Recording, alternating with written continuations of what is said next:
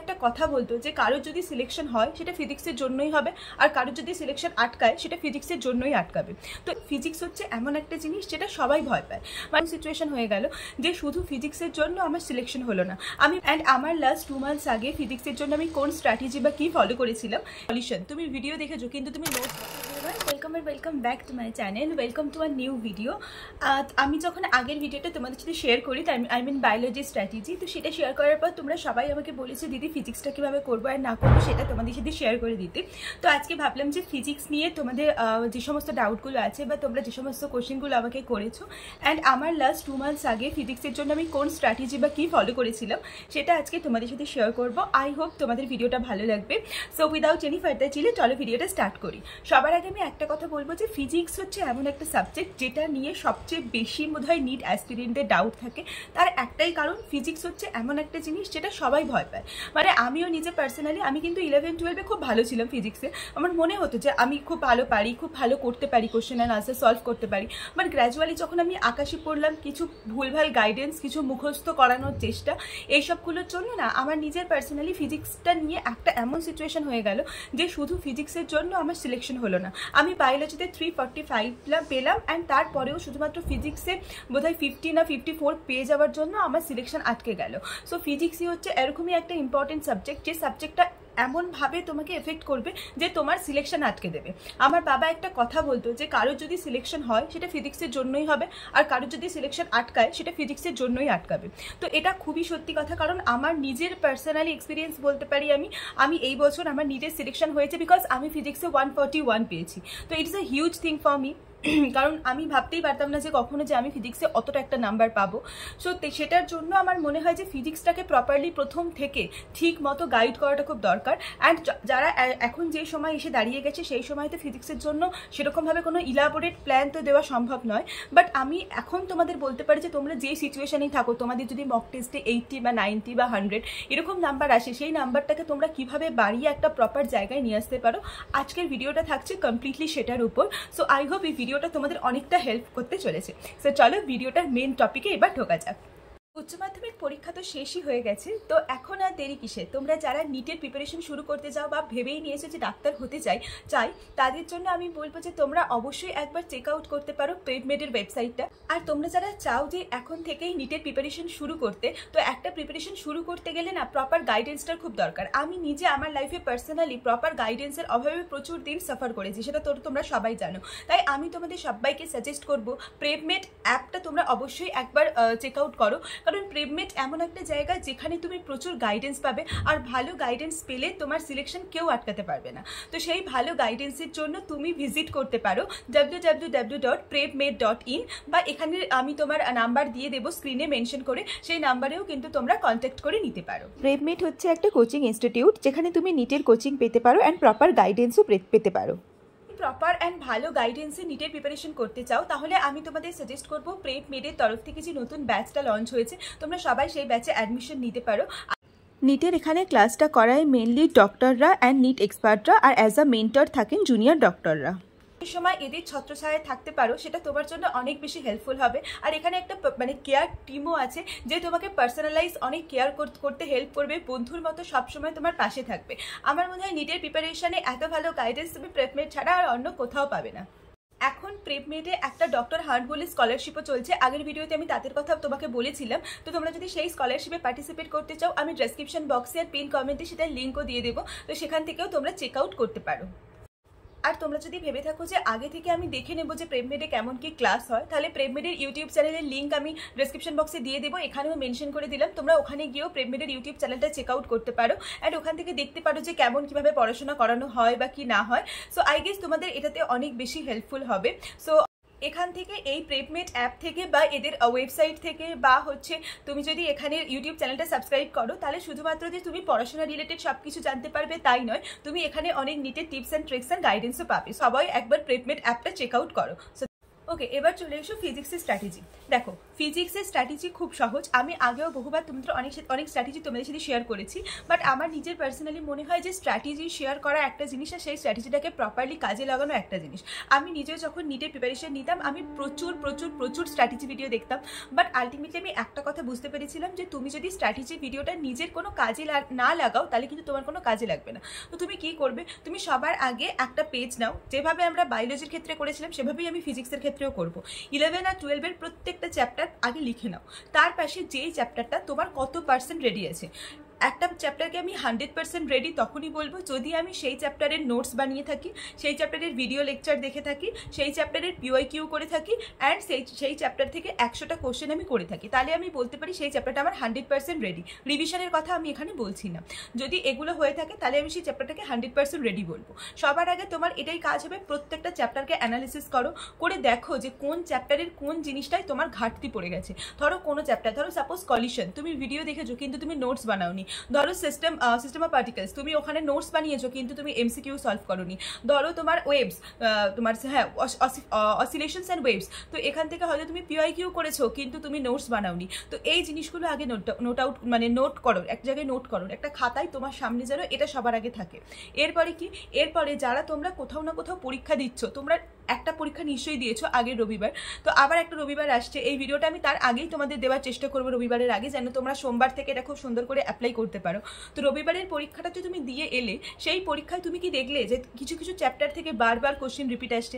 এতদিনে তো অনেক ফুল মক টেস্ট দিয়ে দিয়েছো, নিশ্চয়ই দেখেছো ওয়েভস থেকে, ড্রপলার এফেক্ট থেকে, SHM থেকে, তারপরে হচ্ছে তোমার ওই ম্যাগনেটিক এফেক্ট থেকে, তারপরে কারেন্ট ইলেকট্রিসিটি থেকে, কোন কোন জায়গাগুলো থেকে কোশ্চেন বেশি আসছে। চ্যাপ্টার ওয়াইজ তো পড়বে, খুব ভালো কথা, বাট এখন আমার মনে হয় পার্সোনালি একটু টপিক ওয়াইজও পড়ার চেষ্টা করো। যেমন আমার মনে আছে পোটেনশিওমিটার, তারপরে মিটার ব্রিজ, তারপরে হচ্ছে তোমার ড্রপলার এফেক্টস, এই জায়গাগুলো থেকে এত প্রশ্ন আসতো, ড্রিফট ভেলোসিটি, এই জায়গাগুলো মানে পুরো একদম টপিক ছিল। তো এবার না একটু টপিক ধরে পড়া শুরু করো। নিটের প্রিভিয়াস ইয়ার যদি তোমরা ঘাঁটো তাহলেও তোমরা দেখতে পাবে যে এরকম 20-30টা ইম্পর্টেন্ট টপিক আছে, 20-30টা না মানে কাজের টপিক আছে। সেই টপিকগুলোর একটা লিস্ট বানাও এবং কোথাও থেকে না কোথাও থেকে সেই ভিডিও দেখা শুরু করো এবং সেই টপিক রিলেটেড PYQ সলভ করতে শুরু করো।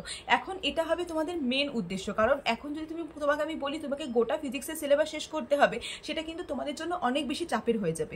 যারা এখনো পর্যন্ত অনেকটা খারাপ সিচুয়েশনে আছো, খারাপ সিচুয়েশন বলতে আমি এটা বলবো 50 নম্বর বা 50-এর কম নম্বর যাদের আসছে, তারা টপিক ধরে পড়াশোনাটা শুরু করো। হ্যাঁ, আমি বলছি না যে হ্যাঁ টপিক ধরে পড়লেই তুমি একদম সিলেকশন হয়ে যাবে বা তুমি চান্স পেয়ে যাবে, এরকম কিন্তু কোনো ব্যাপার নেই। কিন্তু হ্যাঁ, আমি এটা বলবো যে কমসে কম টপিক ধরে পড়লে জিনিসটা কি হয় বলো তো, তুমি না একটা আইডিয়া পাবে, তুমি পরীক্ষার হলে বসে অনেকগুলো কোশ্চেন করতে পারবে। সেই টপিকগুলো থেকেই যে কোশ্চেন আসবে তা নয়, কিন্তু 20-30টা এরকম টপিক আছে, সেই টপিকগুলো থেকেই মেনলি কোশ্চেন আসে। তোমরা যদি চাও যে সেই 20-30টা টপিক কি, তাহলে আমি নেক্সট ভিডিওতে অবশ্যই তোমাদের সাথে সেই 20-30টা টপিক শেয়ার করে দেবো। আর টেলিগ্রাম চ্যানেলেও আমি শেয়ার করে দেবো, যে তোমরা যারা টেলিগ্রাম চ্যানেলে জয়েন হওনি তারা অবশ্যই জয়েন হয়ে যাও। আরেকটা জিনিস আমি বলছি, ফিজিক্সের আমাদের চ্যাপ্টার শেষ হয়ে যায়, আমাদের কোশ্চেন আনসার সলভ হয়ে যায়, সবই হয়ে যায়, কিন্তু যেটা হয় না সেটা হচ্ছে রিভিশন। ফিজিক্সের রিভিশন কিভাবে করতে হয় আমি আগেও তোমাদের অনেকবার বলেছি, তবু আরও একবার বলে দিচ্ছি। সবার আগে তোমরা প্রথমে তোমাদের যে নোটস আছে সেই নোটসটা নাও, নোটসটা পুরো থরলি পড়ো, 1 ঘন্টা টাইম নিয়ে নোটসটা রিভিশন দাও, আরও তাড়াতাড়ি করতে পারলে আরও তাড়াতাড়ি ভালো। তারপরে PYQ সলভ করো, অ্যান্ড তারপরে যে বই থেকে আগে কোশ্চেন প্র্যাকটিস করেছো সেই বইয়ের যে স্টার মার্কিং কোশ্চেনগুলো আছে সেই স্টার মার্কিং কোশ্চেনগুলো করা শুরু করো। আমি কেন স্টার মার্কিং কোশ্চেনের কথা বলছি, কারণ এরকম কখনোই পসিবল হয় না নিটের ক্ষেত্রে যে আমি একটা চ্যাপ্টার পড়লাম, তারপরে সেই চ্যাপ্টারটাকে রিভিশন দিলাম, তারপরে সেখান থেকে PYQ সলভ করলাম, অ্যান্ড আফটার দ্যাট আবার 100-150টা কোশ্চেন প্র্যাকটিস করছি না, এটা কখনোই পসিবল হয় না। কিছু কিছু চ্যাপ্টারে আমরা যেগুলো আগের থেকে কোশ্চেন করে রেখেছি, সেই চ্যাপ্টারের কিছু কিছু কোশ্চেন থাকে সেগুলো আমরা আগের থেকে মার্ক করে রাখি। মার্কটা কেন করে রাখি, এই কারণেই করে থাকি যাতে কি সেকেন্ড টাইম যখন আমি রিভিশন দেবো শুধু মার্কড কোশ্চেনগুলোই রিভিশন দিতে পারবো। কারণ সবসময় পসিবল হয় না একটা ছোট প্রশ্ন, একটা ইজি 1 লাইনে প্রশ্ন, V=IR এই ফর্মুলা দিয়ে ধরো প্রশ্ন এসছে, তো সেটা তো প্র্যাকটিস করাবার কিছু নেই না, তো সেটা রিভিশন দেওয়ার কিছু আছে, ওটা তোমার সবসময় মনে থেকে যাবে। কিন্তু এমন অনেক কোশ্চেন থাকে যেগুলো মনে থাকবে না, যেমন ড্রিফট ভেলোসিটিরই রেজিস্ট্যান্স দিয়ে একটা ফর্মুলা আছে যেটা হয়তো অনেকেরই মনে থাকে না, আমার নিজেরও পার্সোনালি মনে থাকতো না। তো তখন আমি ওইগুলো করতাম কি, ওই ফর্মুলাগুলো একটা আলাদা করে একটা খাতায় লিখে নিতাম, সব ফর্মুলা নয়, শর্ট নোটসের জন্য সব ফর্মুলাকে লেখার কোনো প্রয়োজন নেই। যে ফর্মুলাগুলো তুমি ভুলে যাও, যেমন পোটেনশিওমিটারের কিছু ফর্মুলা ছিল যেগুলো আমি ভুলে যেতাম, সেগুলোকেই মেনলি আমি আলাদা করে নোট ডাউন করতাম। অ্যান্ড যখন একটা চ্যাপ্টারে রিভিশন দিতাম তখন সেই মানে তোমার ফর্মুলাগুলোকে কাজে লাগিয়েই আমি মেনলি সেগুলো মানে রিভিশনটা ওইভাবে করতাম। তো রিভিশনটাকে এফেক্টিভ করো, কারণ আর মাত্র ধরো 2 মাসও বাকি নেই প্রপারলি। তো 2 মাস যদি বাকি না থাকে তাহলে এত কিছু তো করা সম্ভব নয়। হয়তো তুমি দেখবে লাস্টে আমি যে 100টা কোশ্চেন প্র্যাকটিস করার কথা বলছি, সেই কোশ্চেনটাও হয়তো তুমি প্রপারলি প্র্যাকটিস করতে পারলে না। তার একটাই কারণ শুধুমাত্র একটা চ্যাপ্টার রিভিশন দেওয়ার পর তার ভিডিও দেখার তো কোনো সময় থাকে না, আর তার শুধু পিওয়াইকিউ ছাড়া অন্য কোনো কোশ্চেন প্র্যাকটিস করার মতো তেমন সময় থাকে না। আর যদি মার্কড কোশ্চেন থাকে তো খুব ভালো, না হলে শুধু পিওয়াইকিউ করে আপাতত ছেড়ে দেওয়া ছাড়া আর কোনো অপশন নেই। একটা কথা মনে রাখো, তুমি এখন যেটাই পড়বে সেটা তোমাকে পরীক্ষার 1 সপ্তাহ আগে, পরীক্ষার 4 দিন বা 3 দিন আগে রিভিশন কিন্তু দিতেই হবে। কারণ উইদাউট রিভিশন নিট এক্সামে বসাটা লাইক ইম্পসিবল। মানে রিভিশন ছাড়া তুমি বসলে মানে শুধু ঘুরেই চলে আসতে হবে, সেখানে প্রপার মানে যে মার্কস আমি এক্সপেক্ট করে যাচ্ছি সেটা কখনোই তোলা সম্ভব নয়। তো 2 মাস খুবই কম টাইম গোটা ফিজিক্সকে শেষ করবার জন্য। বাট এভাবে তুমি অবশ্যই সেটাকে এখন থেকে যদি স্টার্ট করো তো অবশ্যই সেটাকে তুমি অনেকটা নিজের হাতের মধ্যে আনতে পারবে। আর মক টেস্টের ব্যাপারটা, ধরো তুমি আজকে 2টো চ্যাপ্টার রিভিশন দিয়ে গেছো মক টেস্টের আগে, তাহলে চেষ্টা করো কি সেই 2টো চ্যাপ্টার থেকেই যতগুলো পারছো ততগুলো করার। বাকিগুলো যে করবে না তা না, বাকিগুলো করবে, কিন্তু সেটা নিয়ে কোনো মন খারাপ বা কোনো ভেঙে পড়ার কিছু ব্যাপার নেই। কারণ এটা অনেকের মধ্যেই হয় যে এক্সাম দিয়ে আসার পর প্রচুর ডিমোটিভেটিং হয়ে যায়, মোটিভেশন চলে আসে যে আমি তো পারলাম না, আমি তো এত কম নাম্বার পেলাম, আমার কি হবে, আমি কি নিতে চান্স পাবো। এখন ডিমোটিভেশনের কোনো জায়গা নেই। এখন তোমার মেন কাজ রিভিশন করা, মেন কাজ পড়া। মানে এখন তোমাকে পড়তে হবে। তুমি ডিমোটিভেট হয়ে গেলে তুমি কাঁদলেও তোমাকে কাঁদতেই পড়তে হবে। এখন তোমার কাছে আর কোনো অপশন নেই, কারণ আর কোনো সুযোগ নেই, আর কোনো চান্স নেই। একদম লাস্ট 2 মাসে দাঁড়িয়ে আছো। তো লাস্ট 2 মাসে দাঁড়িয়ে তোমাকে হয় তুমি দুটো জিনিসই হবে, হয় তুমি চান্স পাবে, না হয় তুমি চান্স পাবে না। ঠিক আছে, এটা ছাড়া আর কোনো অপশন নেই। সো এইভাবে করো ফিজিক্সটা। আর মক টেস্টটা কখনো মিস করো না। যদি কোনো কিছু প্রিপেয়ার নাও থাকে তাও আমার মনে হয় মক টেস্ট দিতে যাওয়া উচিত। কারণ মক টেস্ট এমন একটা জিনিস, আমরা যত দেবো কিছু না কিছু শিখবো। অ্যাটলিস্ট বাড়িতে এসে অ্যানালিসিস তো করবো। 720 মার্কসের মধ্যে আমি 600 নাম্বার পারলাম না, ঠিক আছে, কোনো অসুবিধা নেই। সেই 600 নাম্বার তো আমাকে বাড়িতে এসে তো আমি করবো, তো সেই 600 নাম্বার তো আমার জানা হবে।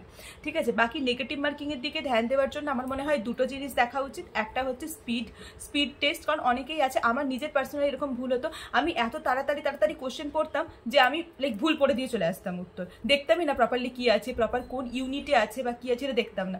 So proper unit change, and সেই সঙ্গে যে সংখ্যাগুলো আছে, মানে ধরো আই লেখা আছে I = 2 অ্যাম্পিয়ার, এটা লেখা আছে, এটা না প্রপারলি পড়ো। কারণ কোশ্চেন যদি প্রপারলি না পড়ো তাহলে কিন্তু কোনোভাবেই তুমি ওই কোশ্চেনটাকে মানে কী লাভ, মানে কোশ্চেন পড়লেই না প্রপারলি, তাহলে তুমি প্রপার দিলে ফর্মুলা বসালে, কিন্তু তারপরে তো তোমার প্রপার আনসার আসবে না, তাই না?